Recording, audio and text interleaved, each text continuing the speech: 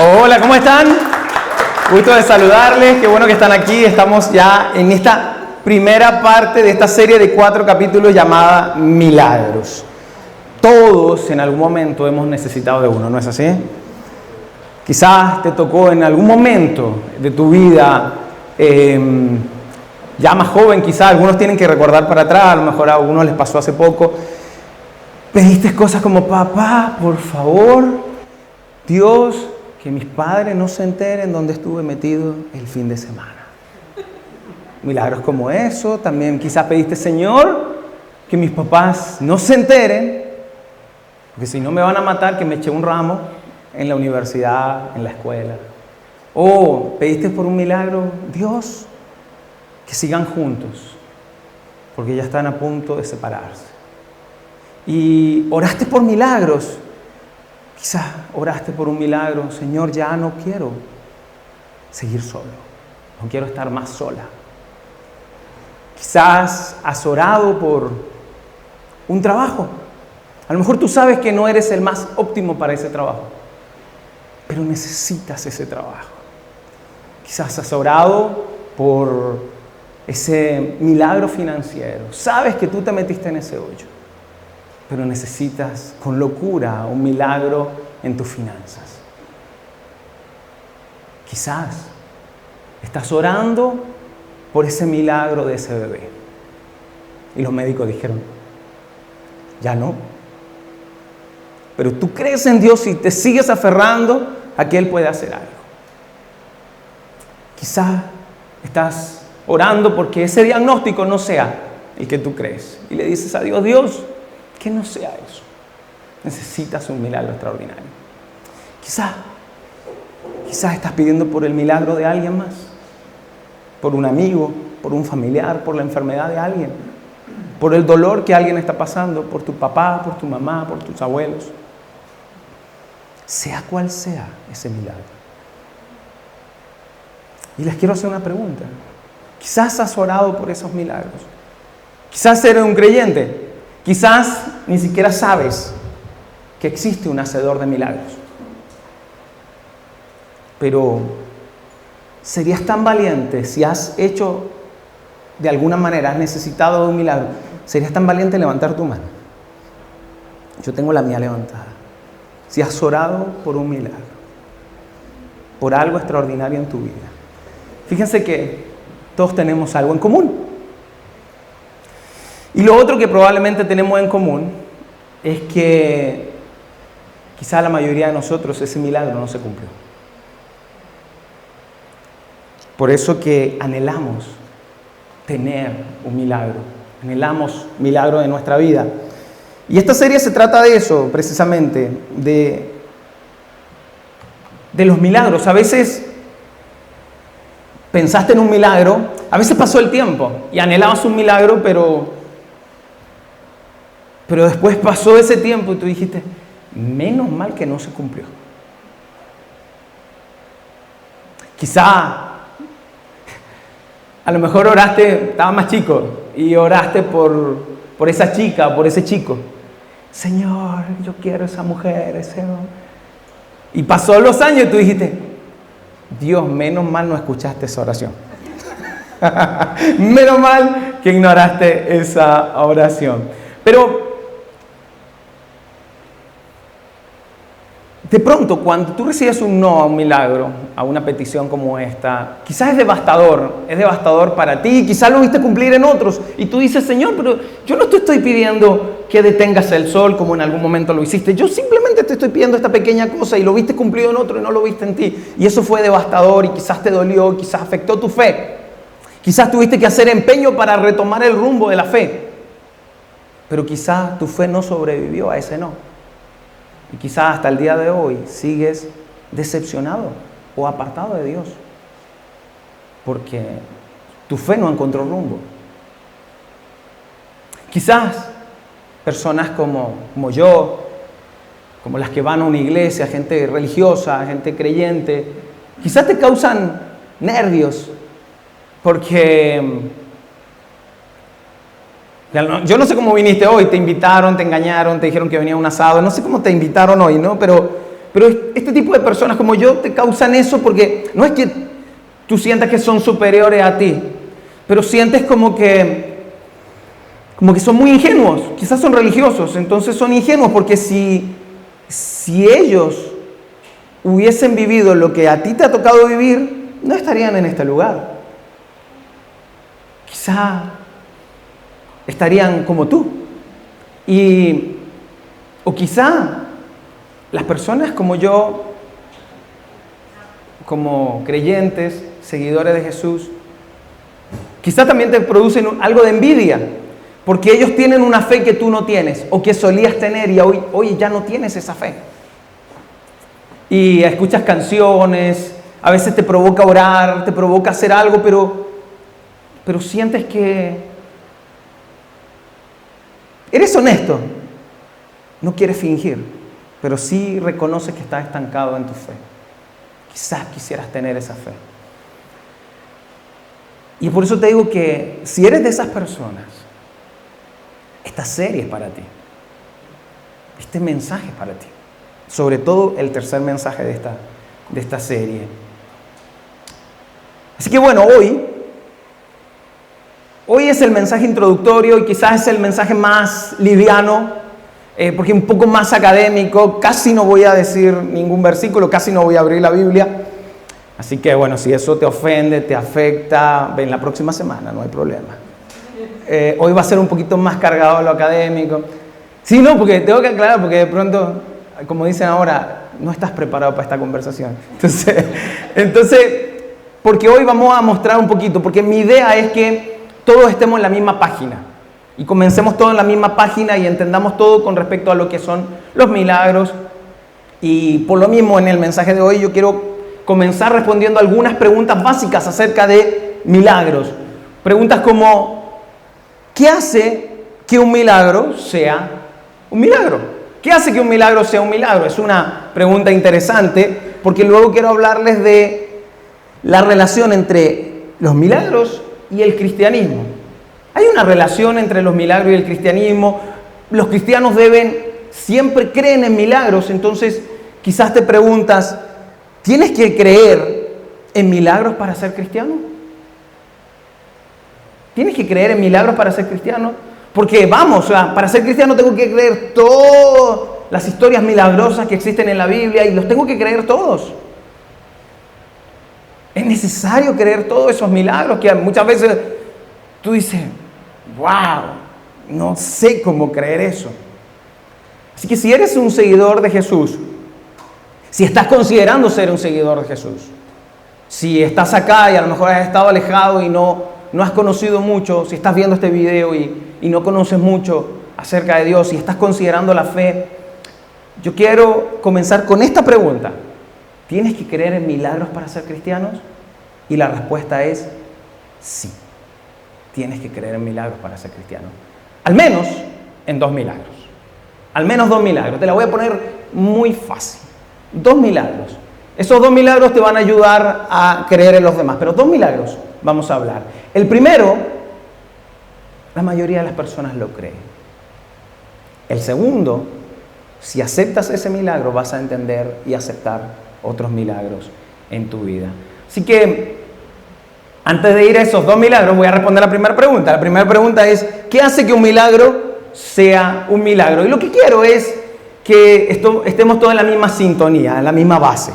¿Bien? Entonces, para que cuando hablemos de milagros estemos hablando exactamente de lo mismo. Y la respuesta de esto es un tanto académica, así que no tienes que memorizarla. La respuesta de esta pregunta es hecha por un señor que se llama Norman Geisler, y este hombre para mí es el padre de la apologética en el mundo. Apologética significa defensa de la fe, y este hombre es un hombre muy preparado. Él es quien pensó, en los Estados Unidos, él ya falleció, pero él es quien pensó de que se puede ser cristiano, se puede ser seguidor de Jesús sin tener que dejar el cerebro afuera. Se puede traer el cerebro a la iglesia, no es para gente loca, no es para gente que solamente cree en fanatismos.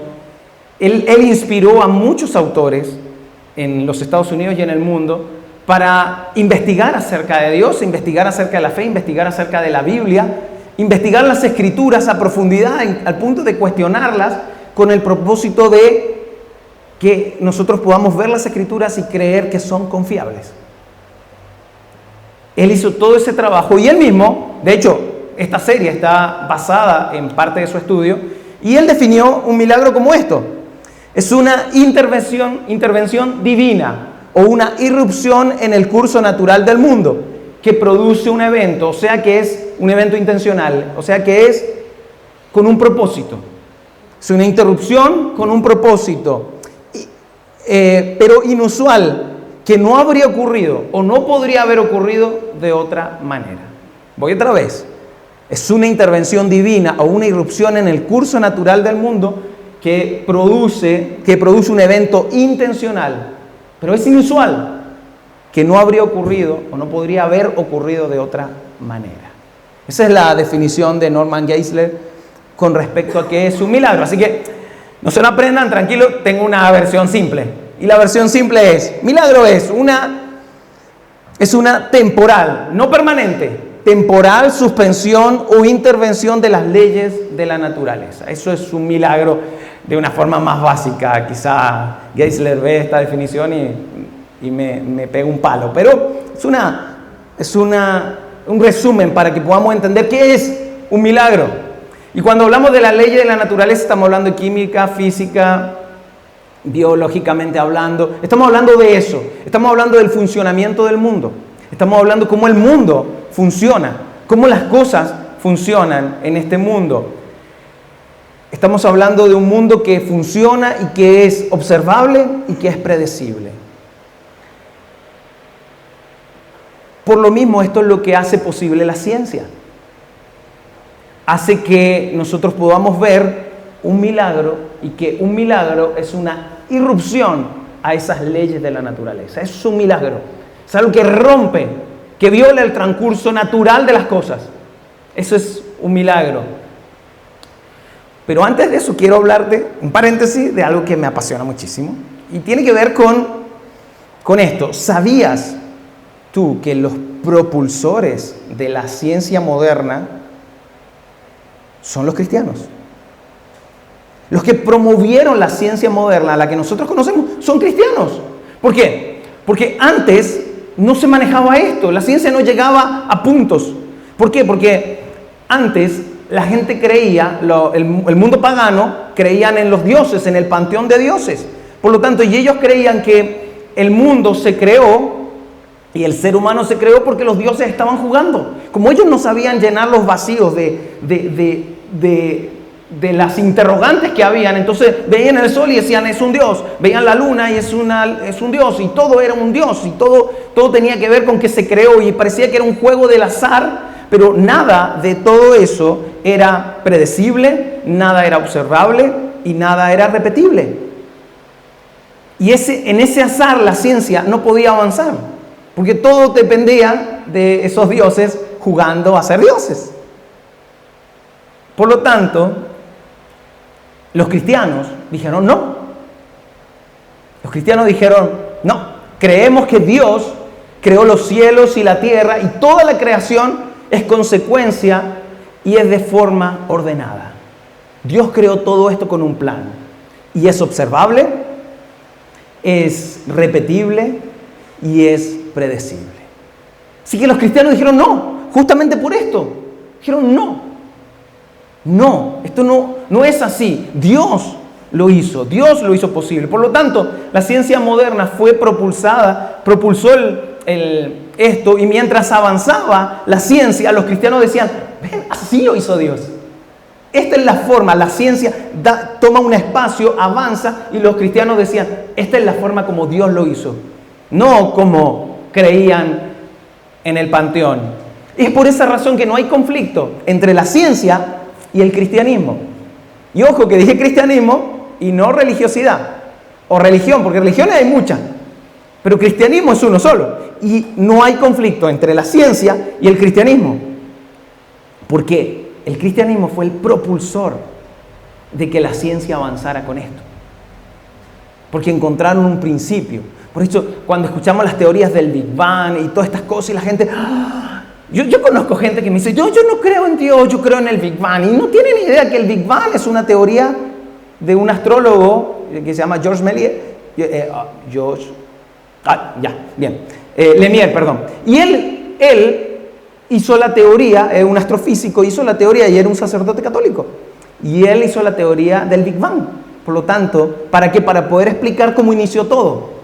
De hecho, la palabra Big Bang es peyorativa, porque era como una especie de burla a estos que creyeron. Luego de no sé de dónde se volvió como que es un principio del ateísmo, lo cual no es así.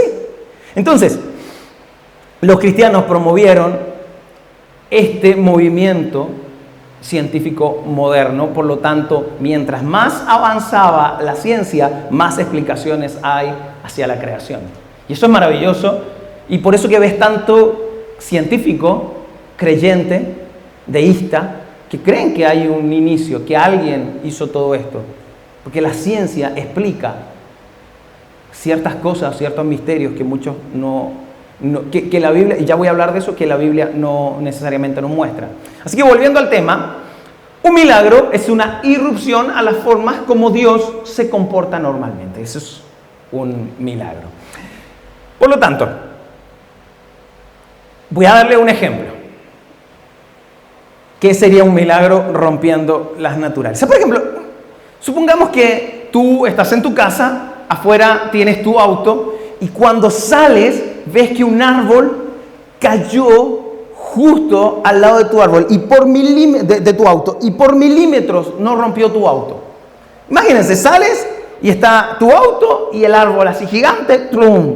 Pero no está tocando tu auto y tú... ¡oh! Es increíble, pero no es un milagro. Porque no violó las leyes de la naturaleza. Cayó el árbol. Probablemente tú, si eres creyente, le das el crédito a Dios y dices, fue Dios. Gracias, Dios mío. Seguramente lo vamos a hacer. Gracias, Dios mío, por esto. Pero no es un milagro.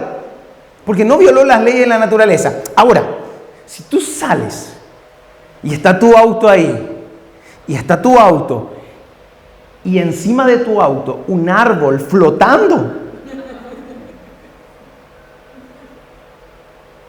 y tú ves ese árbol flotando arriba de tu auto y tú tomas tu auto, lo sacas, sales de ese lugar y el árbol ¡pah! Cae. Tú, en ese momento tú tomas el teléfono y me llamas. Porque ese es un milagro verificable. Porque rompió las leyes de la naturaleza. Ese es un milagro. Otro ejemplo, un poquito más burdo, pero un ejemplo. Estaba una vez con un amigo, Héctor Teme, y su esposa, Laura, y estamos en una conferencia y luego nos fuimos a comer un rato y teníamos que seguir la conferencia, así que andábamos súper bien vestidos, bien bonitos y todo. Y estamos en ese lugar, estamos comiendo y de pronto nos sirven y yo pido, se me ocurre pedir algo muy tranquilo, un bistec a lo pobre que tiene papas fritas, yo siempre pido con 2 huevos, cebolla y todo eso ahí, bien rico, ¿no? Y estaba ahí, entonces yo pido eso, y como estábamos un poco apretados porque teníamos que comer en poco tiempo, yo dentro de lo acelerado, todos saben que yo rompo todos los vasos y todas esas cosas así, un desastre en eso. Entonces yo voy, está el plato ahí, mi plato queda como medio asomado hacia afuera, entonces yo acomodándome, bajo el brazo y el plato hace ¡tum! Los que estaban del otro lado, Laura y los demás, hacen ¡ay no! Y me quedan mirando así como ¡no! ¡Qué lástima! Y Héctor estaba justo de este lado mío y Héctor me dice, increíble, eso no lo cuentas nunca más. Y yo impresionado porque los demás no entendían nada y yo agarro el plato tal cual como estaba en la mesa y lo levanto y lo pongo porque el plato solamente cayeron 2 papitas, todo lo demás porque el plato giró y no me cayeron las cosas. Así cuando yo pongo el plato intacto arriba con los huevos puestos ahí, todo normal, los demás del otro lado, ¡ah! ¡Un milagro! Y yo también creí que fue un milagro. Yo pensé, nunca más lo voy a contar. Yo, increíble. Hoy día yo entiendo que no es un milagro. Se llama inercia, fuerza centrífuga, que generó que el plato no se dio. Obviamente, no es quitarle el crédito a Dios. porque yo creo que Dios, y voy más rato a eso, Dios creó todo, hasta las leyes y todo. Entonces, igual, pero en este contexto mi oración tendría que haber sido: Señor, gracias, porque tú creaste la fuerza de centrífuga y permitiste que mi pantalón no se ensuciara y yo pudiera seguir haciendo la conferencia que estábamos haciendo. Así que gracias, Señor. Ustedes saben que yo no soy tan cursi, pero la oración debió haber sido algo así. No fue un milagro, porque no violó las leyes de la naturaleza, simplemente funcionó en ellas y bueno, mi pantalón se salvó. Es un ejemplo un poco burdo, pero de cosas que a veces nosotros decimos son milagros. No rompieron las leyes de la naturaleza. Así que, bueno,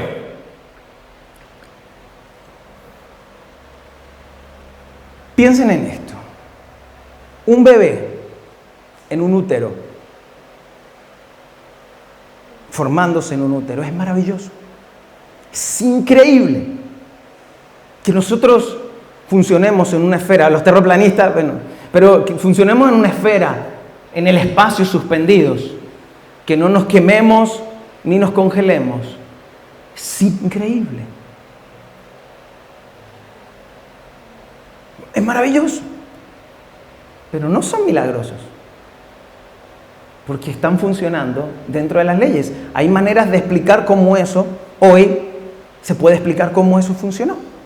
Y no le estamos nuevamente quitando el mérito a Dios, ya les voy a explicar esa parte. Así que voy a ir al primer milagro. Les dije dos, voy a ir al primer milagro. El primer milagro es el nacimiento del universo. Tiene que ver con lo que justo les estoy comentando. El nacimiento del universo es el primer milagro.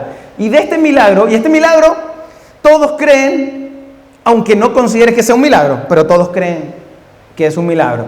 Porque es el milagro del nacimiento del universo, porque hubo una singularidad, lo decía Stephen Hawking, decía que una singularidad, un Big Bang, un evento en el momento, un momento en el espacio, hubo un evento que rompió todo, que generó todo esto.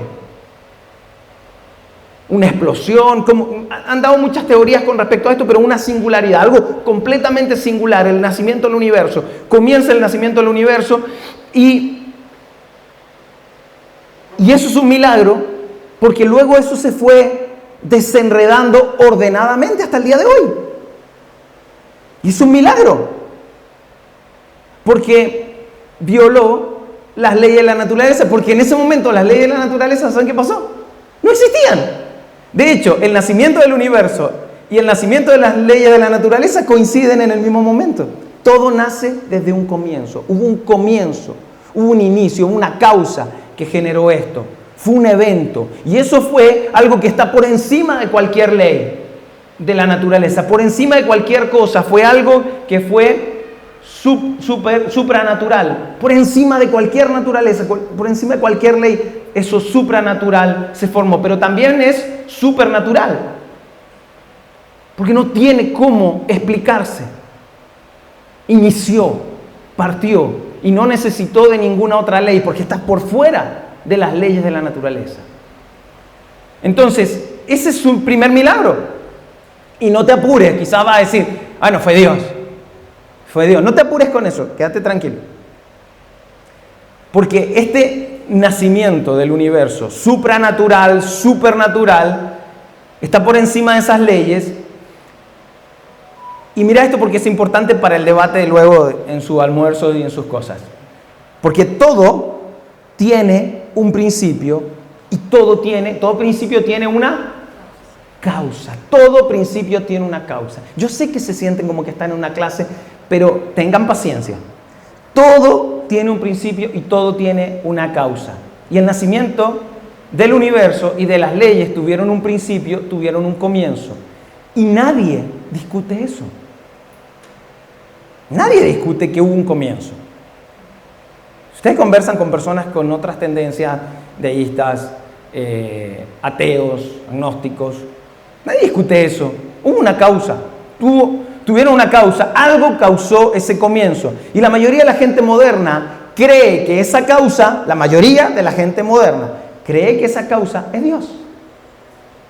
La mayoría creen que esa causa es Dios. Ahora, si no crees en Dios, si te cuesta creer en Dios, si estás viendo este video y te cuesta creer en Dios, ok, no te desconectes porque es importante. Si no crees que Dios fue la causa del universo, entonces te tentarás a decir que algo fue la causa del universo. Sacas a Dios de la ecuación, pero algo creó el universo. Pero no creerías, no argumentarías esto, que el universo se causó o se hizo a sí mismo. No argumentas eso. No lo argumentarías. Porque nadie realmente reconoce eso. Sí, un ateo sin información. Nadie reconoce eso. Que se causó a sí mismo, que se hizo a sí mismo. Lo mejor que puedes decir es algo causó el universo. Los cristianos creemos que Dios, pero si no eres un creyente, dirías que algo causó esto. Y eso se le llama a los deístas, que creen que hay una fuerza más grande que lo causó. No le ponen Dios, pero le dicen que fue algo. Porque si no crees eso, tendrías que creer que nada causó algo. Y que la nada haya causado algo. Esto es importante, no te desconectes. Que la nada haya causado algo, eso también es un milagro. Si la nada causó algo, también es un milagro. Es más, se necesita más fe para esto. Es un milagro. Por lo tanto, mira, seas un creyente y crees que Dios fue el causante de todo esto, entonces es un milagro, porque rompió las leyes de la naturaleza. Porque no había leyes de la naturaleza en ese momento. Dios las creó junto con el universo. Ahora, si no eres un creyente y crees que algo fue, es un milagro. Y si crees que la nada lo hizo, también es un milagro. Como sea, el nacimiento del universo es un milagro. ¿Y qué quiero decirles con eso? No quiero dármelas de listo. Simplemente quiero mostrarte de que los milagros son posibles. Que los milagros son posibles y ahí hay uno. Ahí tenemos un primer milagro. Y es importante. Los cristianos creen que Dios fue el causante. Los cristianos creen que Dios es el creador del universo. Y cuando digo cristiano, estoy hablando de seguidores de Jesús, no estoy hablando de una religión específica, ¿no? Los cristianos creen que Dios no tuvo un comienzo. Él es el comienzo, Él es la causa, Él es el principio, Él es el fin, Él es el alfa, Él es el omega. Dios es el que gestionó todo esto. Y Dios no necesitó una causa. Dios es la causa, Dios es el comienzo, Dios es el principio. Pero quiero mostrarle algo más con respecto, por ejemplo, al libro del Génesis. El libro del Génesis, si no está familiarizado, Nuevo Testamento, ustedes conocen el otro segmento, el más grande es el Antiguo Testamento y el primer libro es el Génesis. Y en el Génesis, muchos, incluso cristianos, se ven alborotados tratando de explicar cosas y muchos no creyentes o agnósticos le piden y exigen a los cristianos explicar cosas. Y yo les digo siempre, descansen en eso, porque el Génesis no está enfocado en explicarte cómo se formó, cómo Dios creó los cielos y la tierra. El punto del Génesis no es explicar cómo Dios creó los cielos y la tierra. El punto del Génesis es explicar que Dios creó los cielos y la tierra. En otras palabras, fue Dios, fue un creador. El Génesis nos muestra que Él fue, no necesariamente nos explica científicamente. Si tú como cristiano quieres tratar de explicar científicamente el Génesis, estás perdiendo el tiempo. Porque el propósito del Génesis es, para que descanses, que Dios creó los cielos y la tierra. No fue el gran arquitecto, no fue el panteón de dioses griegos, no fue nada de eso. Fue Dios quien creó los cielos y la tierra. Y si te quieres esforzar, no, es que yo sí tengo que... Mira, no te vuelvas loco. Hay cierto entendimiento que Dios permitió, hay cierto entendimiento que ha avanzado en la historia y ha sido muy bueno, por eso tenemos la ciencia, pero hay cosas que no vamos a entender. Y Dios, por eso no lo puso en el Génesis, porque imagínate, ¿qué íbamos a entender? Si la mayoría de nosotros a veces no sabemos ni poner una aplicación en el celular. La mayoría de nosotros no sabemos explicar cómo funciona el Wi-Fi. ¿En serio vamos a creer con nuestras mentes diminutas la complejidad de la creación del universo. Hay muchas cosas que no vamos a entender, descansen en eso. Porque ni los científicos han podido entender todo, por eso se llaman teorías. Y se basan en teorías. Así que, antes de darle el segundo milagro, voy a ir a algo un poquito más clásico que tiene que ver con, quizás sea nuevo para ti, para algunos que hemos estudiado y hemos trabajado en lo que es teología. Hay algo que es la apologética clásica. Y en la apologética clásica, que se aprende en teología, nos ayuda a entender ciertas cosas. Y bueno, mira, yo voy a tratar de explicarles en 5 minutos lo que tardaron en explicarnos nosotros, la mayoría, los que hemos estudiado esto, más de un semestre. Pero voy a tratar de explicarlo en 5 minutos y tiene que ver con 5 declaraciones que son el fundamento de la fe cristiana. Son 5 declaraciones. En esas 5 declaraciones está nuestro segundo milagro. Y van a entender un poco para dónde va la cosa. La primera es, Dios existe, ya lo hablamos, Dios existe. Así que es la primera declaración para el fundamento de la fe. Dios existe. El segundo es, los milagros son posibles. Y acabamos de hablar de eso también. El tercero es muy importante porque tiene que ver con los evangelios son relatos confiables de hechos reales. Y tiene que ver con este estudio de este profesor que le hablaba.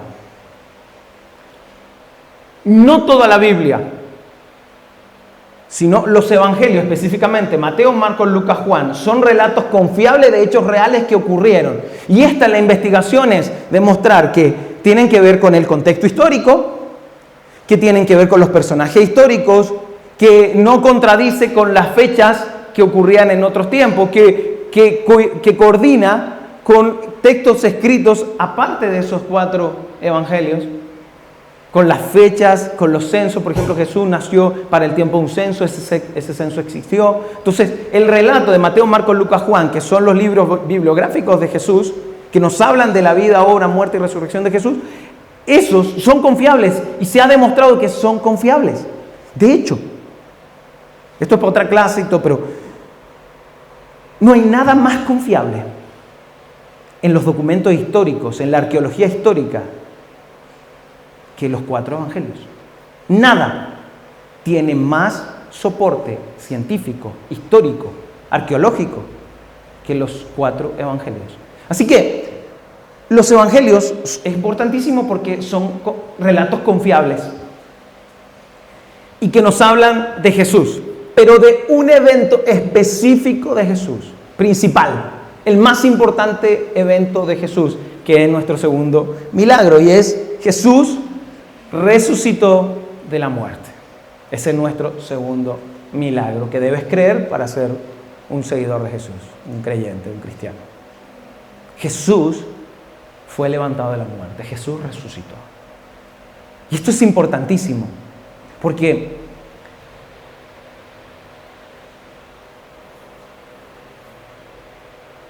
esto nos ayuda a confiar que los evangelios nos hablen de la vida de Jesús y que registren el evento más importante en la historia de la humanidad, que es la resurrección de Jesús, nos ayuda a el siguiente punto, que es Jesús es quien dijo ser y es confiable lo que dijo. Nos ayudan a mostrar que Jesús es un personaje histórico y es confiable. Y la resurrección es el evento que marcó la historia.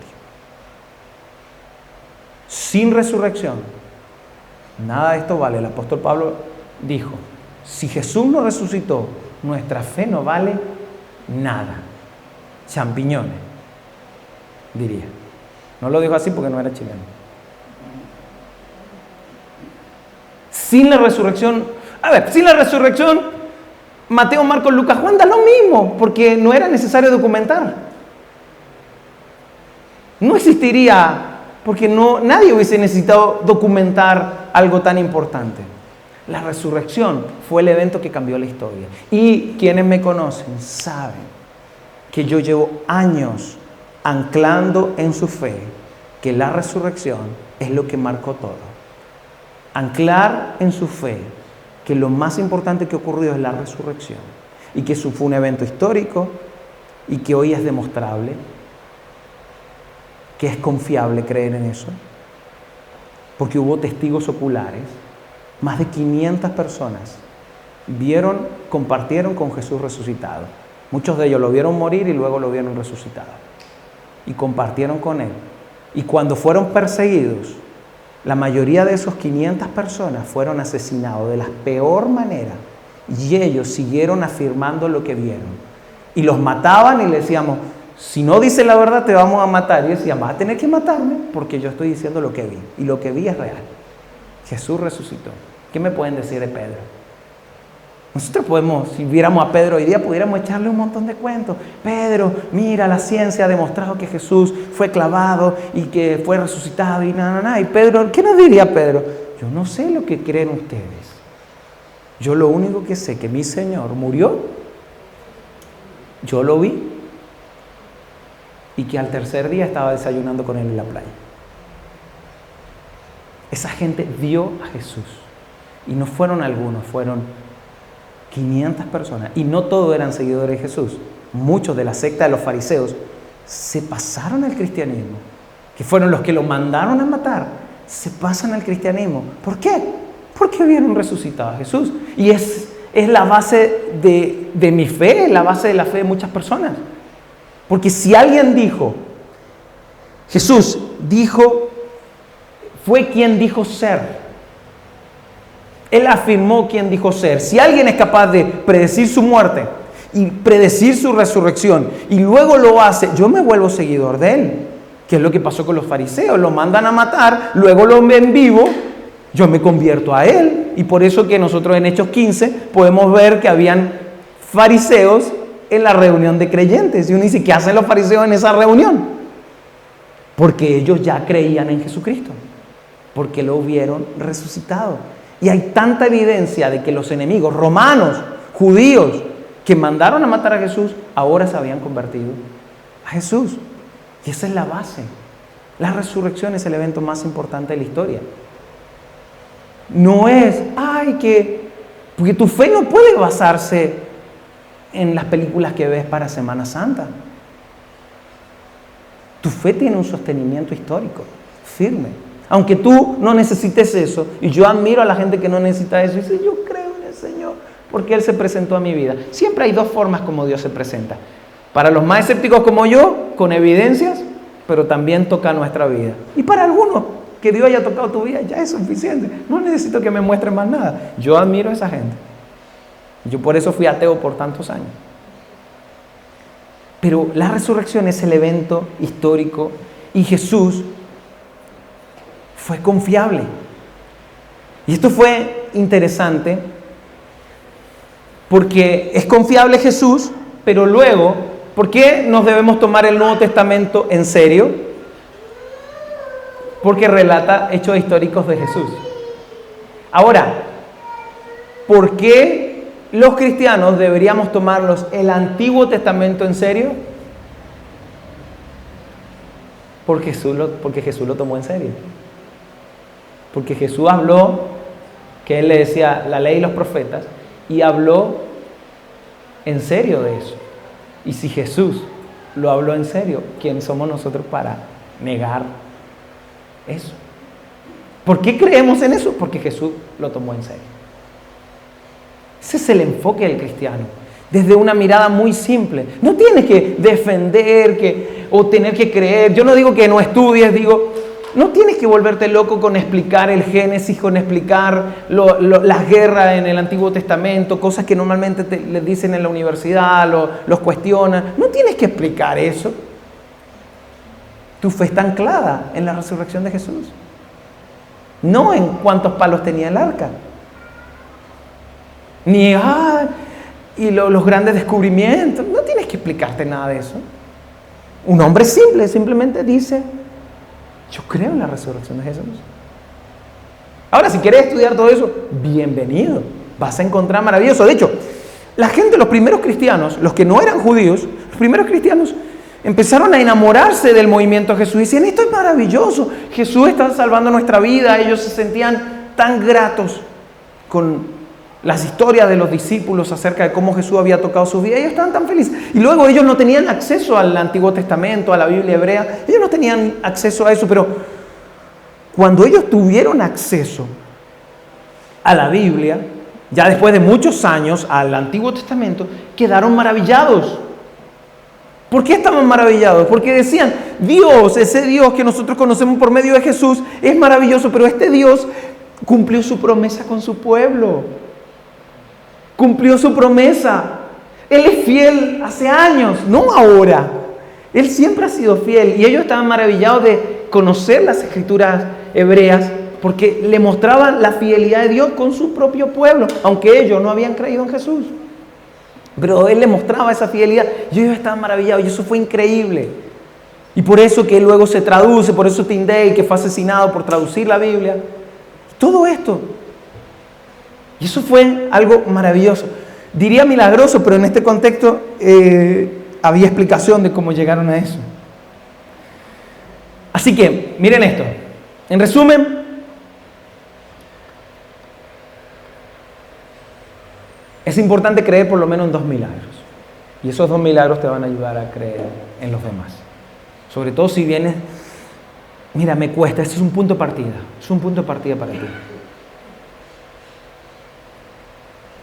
Pero miren esto. El milagro del universo, el primer milagro, el milagro del universo es el fundamento de nuestra fe en Dios.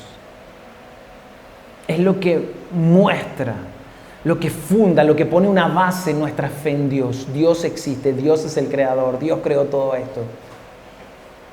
No fueron unos dioses jugando a crear el mundo, fue un Dios. Y ese primer milagro nos muestra el fundamento. Dios es confiable, Dios existe. Y el segundo milagro, el milagro de la resurrección, es el fundamento de nuestra fe en Jesús. Esto es fundamental. Esto es la base. Esto es lo que nos afirma.